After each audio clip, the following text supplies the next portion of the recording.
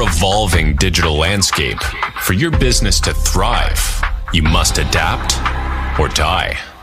Welcome to Marketing in the Age of AI, the podcast helping you harness the power of AI and marketing tools to revitalize and grow your business.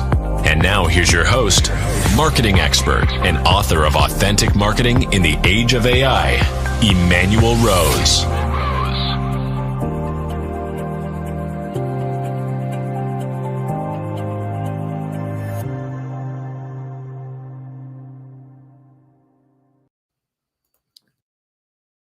Evolving. Welcome to this episode of Marketing in the Age of AI. Today, we're going to have a chance to talk about marketing in general and get some perspective from Sam Winderö. And I'm sorry, Sam, you might have to say your last name for me. Yeah, that's not easy. Thank you, Manuel, for having me. Winderö is the Swedish pronunciation of my last name. Winderö works as fine. We'll just call that the American version. Perfect. Okay. Well, thanks for spending some time here in this conversation. I think you've got a great background in marketing, and I'm curious just a little bit more about your background and set the stage for how you're interested in AI and maybe just a little bit about how you're using it.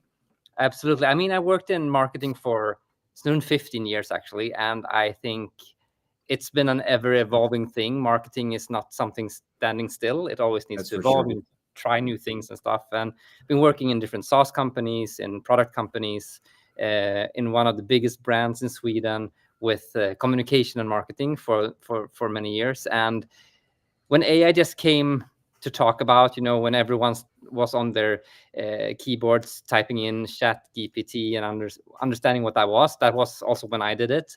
Sure. And it's been just an evolving thing in my mind and my thoughts, like how can we really utilize AI in this version and how it looks today to optimize marketing. Nice. And so, I mean, you're using it every day, I would imagine, some form of AI? Absolutely. I mean, before we even knew we were using AI, we actually used AI. It was embedded in different applications of things we used. But now I'm also proactively using it, choosing to use it, trying it in different type of techniques and trying to achieve different things to see how AI can help me to optimize my way of working and being faster, being better, being more precise in my operations. Nice. Well, if we look at a marketing campaign from ideal client profile to content journey, all the way through to making somebody an advocate, that giant process. Where are you spending your most time applying AI tools that you're interacting with right now? To be honest, there is a lack of like full 360 in the whole customer journey of working with marketing and AI. Yeah. I think there's a lot of tools that we try to build together to optimize operations. And what I've been looking at in my team and what we're looking at right now is how can we utilize AI in those different steps that we work internally and in the customer journey externally.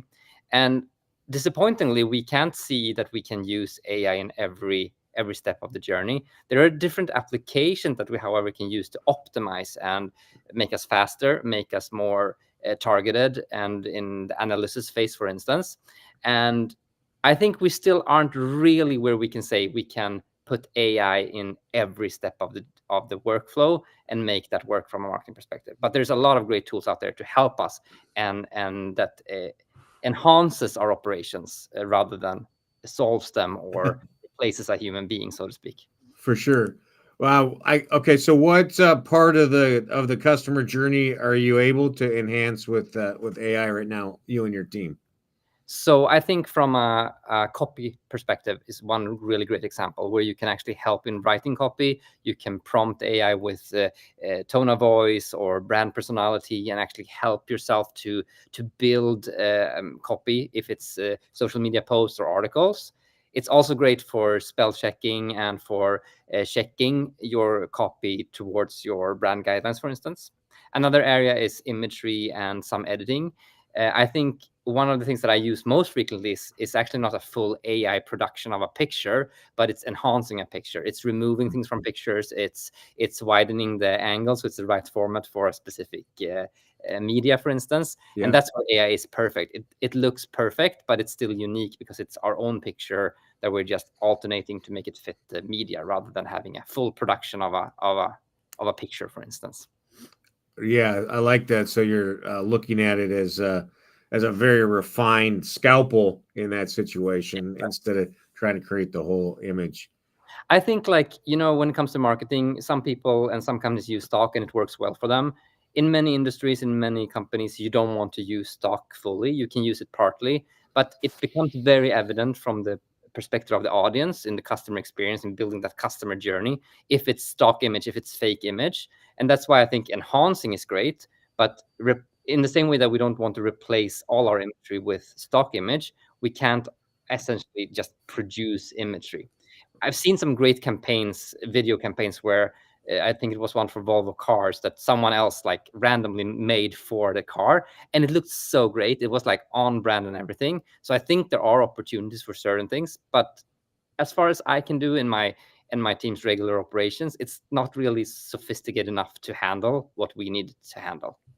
Yeah, it's still developing, but I think we're on the short timeline for when we'll be able to put in a CSV of image needs, and we'll start getting outputs.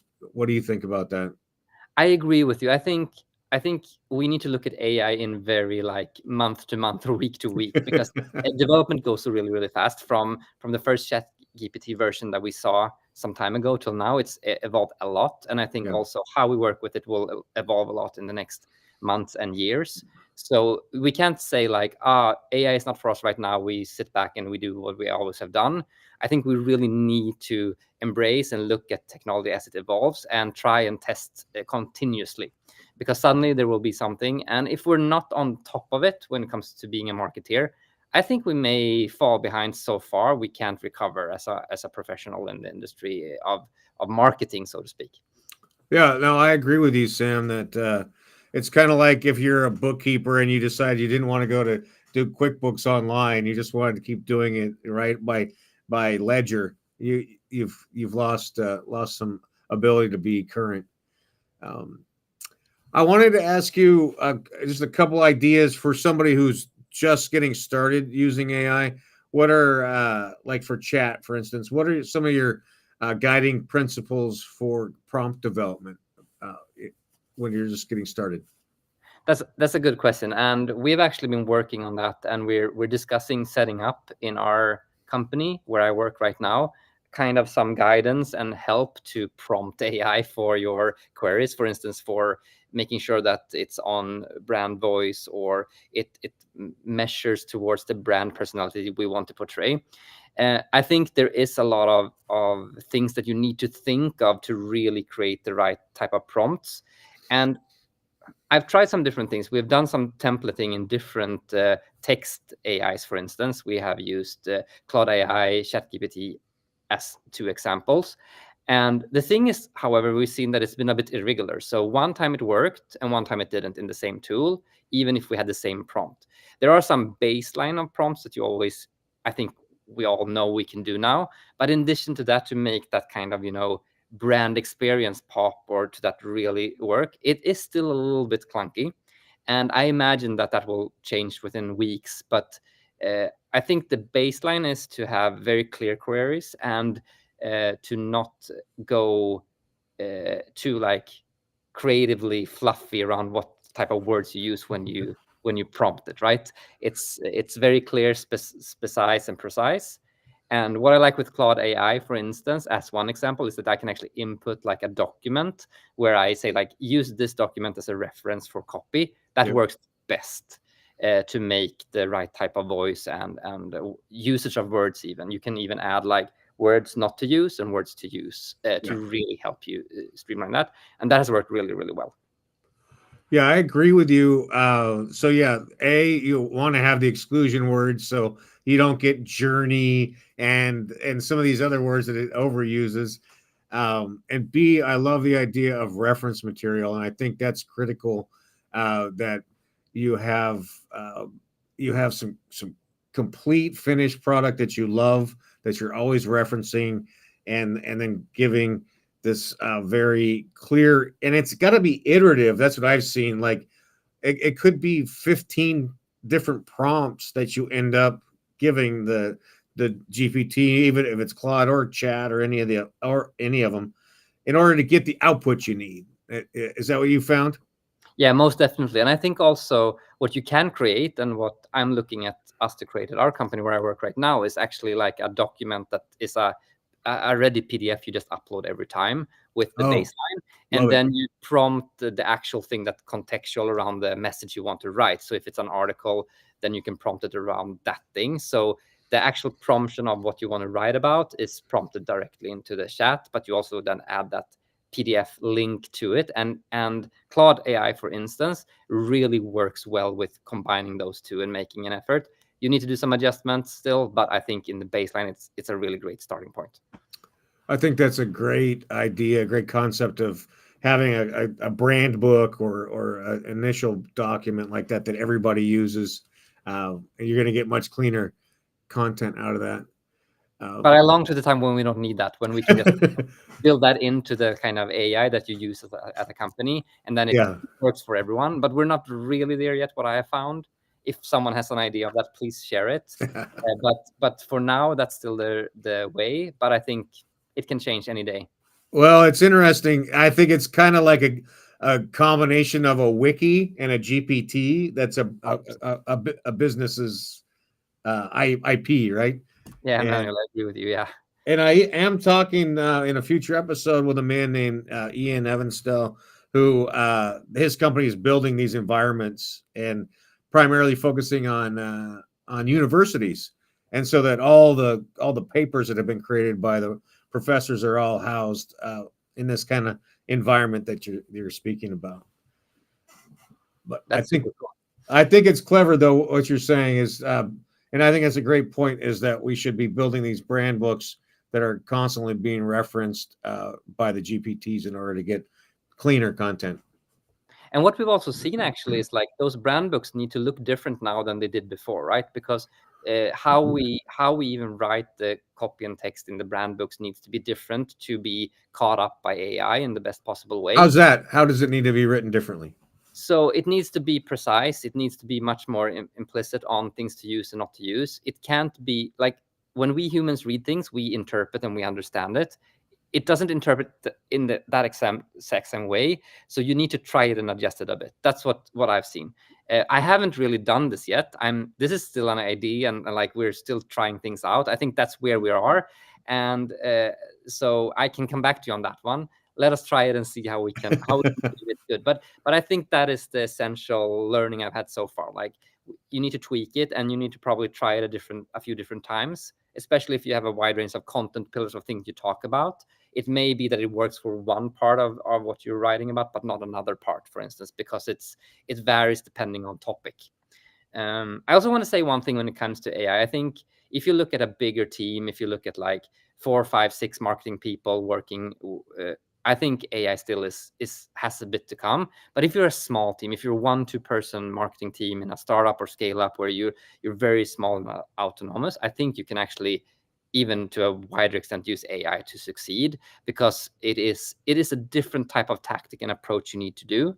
So I think also AI actually has different usage depending on what business you have, what type of industry you're in, and also what your needs are. So I think it also varies a lot when it comes to everything we just talked about.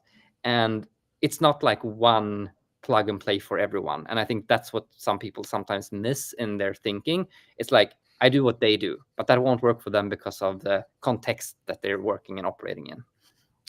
Yeah, I think that's a great point. And I agree with you that for a small marketing team, and like you're saying, startup or scale up, there's so much leverage that is created by in terms of planning and creating content calendars and getting initial content put together, video editing, and the rapidity that you can take pieces like this and turn it into consumable content. It is a big lever that equalizes the playing field. It's pretty cool. Super cool.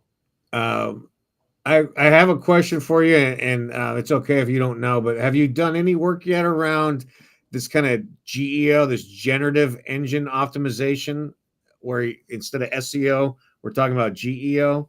This is It's funny. I am actually researching it, and I'm looking into it, and it's on my backlog to talk to my SEO expert at our company to like look how can we do this? What can we use around this? And one fun thing that I can tell you. So my boss actually and I talked, and she really promoted us having a summer intern that would be focusing on how you could essentially swap out the full marketing team for AI. So we have had a summer intern doing that this summer, and she has wow. a lot of great findings that she's going to report in just a few weeks on kind of different tools. And she's been going, deep on the deep side of AI tools and different things, just like this, to Yeah. see how you can do it. Her finding initially is that you can't replace a team of our size, like 8 people, but there is definitely a lot of benefits, and there's a lot of new things that, just like the one you just talked about, where I just think this is going to change the playing field. Yeah. And that's what I mean with we can't sit and wait. We need to engage, try, Mm. test it, and put it into our context and just see where it goes, because that's the exciting time we're in right now. No, I agree with you, and I mirror the enthusiasm that you have for it, and I think that we need to look at it as this tool that how is it going to free us up to do more thinking, more creative work, talk to our customers instead of guessing about our customers, right? Like, how does it free us up to go and do other things rather than the redundant tasks we've been doing? I mean, on that topic, like the analysis and sorting market data has just become so much easier with Yeah. AI. I can, just prompt like find reports on this and this and this, and I get some report. It's not perfect, but it gives me enough nudge to not sit there for hours and search. And then I can actually save all of that data into a document and then ask AI to analyze it and get the full bullets on how it connects. Yep. And that helps me a lot. It doesn't solve it. It doesn't finish the job that I need to do, but it really speeds up the time I need to spend on meticulous things that doesn't really matter. Yeah, I agree. And the ability to summarize giant documents like you're talking about, or strategic planning meetings, right? 2 or 3 days worth of meetings that you can turn into action items very quickly. So, Yeah. The human spark is still going to be needed, I believe, even in 5 years. We're still going to need the creativity of the human. I think so too, and I think also you're on a thing that I think is so important to stretch when it comes to marketing, probably more fields, but I think it's an enhancement of our way of working. So many are focused on embedding AI into their product or to their solution, but if you start by just trying to use it in your management, in your planning, in saving time, in scheduling, in note keeping, and all of those kind of things, that's going to help you a lot in this stage we're in with AI. And then I think in a few months, weeks, years, I don't want to even estimate time lines here. I think that's where we can start, okay, embed it into our own like products and solutions. But if we don't start with the simple things or the smaller things, we will never know and understand how we can really utilize AI for the benefit for our customers. So it's a stepping stone you need to take and explore, I think. Yeah, I think that's great. I agree with you 100%, Sam. That's pretty wise, which is start testing and experiencing it, and then figuring out how to integrate what we have now. And as it gets more sophisticated and complicated, you'll be right on track. Yeah, Yeah, 100%. that's cool. Well, are there some projects that you're working on that you wanted to talk about? Any side projects or new companies that you're working with?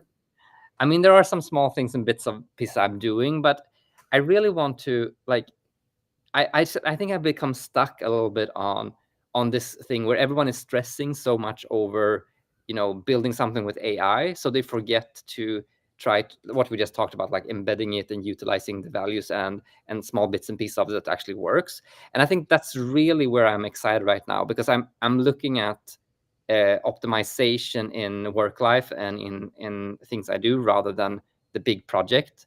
And I think that for me, I think that will help me to push into where it actually makes sense. Yeah. Because I see a lot of companies offering AI or even startups like we have AI like powered whatever, and it's actually not AI powered, and it's not very sophisticated, it's not very tested, and doesn't really create that value that's needed. Right. So I have nothing like super exciting to share, but I think what is exciting right now is the exploration and the analysis phases of like understanding how you can use it. And that period of like thinking creatively is not to be underestimated. Yeah, that's we're in agreement there. I love it. Well, how do people get in touch with you if they want to have a conversation, Sam? I mean, LinkedIn is the best option, I would say. You can just search for my name and you will find me. I'm the only one with my last name in the world, so it's easy to find. And in comparison to many others, I haven't stated myself as an AI expert. I don't think that's like anyone can really title themselves with that right quite yet. And it annoys me a little bit when people do, because there needs to be so much like understanding of how you use it, and also testing it and having data on success and failures. So you won't find me as an AI expert, but you will find me as a passionate marketeer that love people. And yeah. All right, I'm with you. I love it. You're an AI enthusiast, and for sure. I'm there with you. I appreciate you taking some time this evening to chat with me, and I would like to have you back on and talk to you about what your intern finds out, and share with us whatever you can from that study. I will look forward to it. I will make sure. Maybe she can join and we can talk together or something. I would love that. For inviting me and giving me some time. It was super fun talking to you as always. So thank you a lot for that as well. Absolutely. It's been nice seeing you, and we'll see you again soon. Thank you. Have a good one. You too. Bye. Thanks for listening to Marketing in the Age of AI. Be sure to subscribe wherever you heard this podcast so you never miss a future episode. Your copy of Authentic Marketing in the Age of AI is available at Amazon.com or EmmanuelRose.com. You can also connect with Emmanuel on LinkedIn. Thanks again for listening, and we'll see you next time.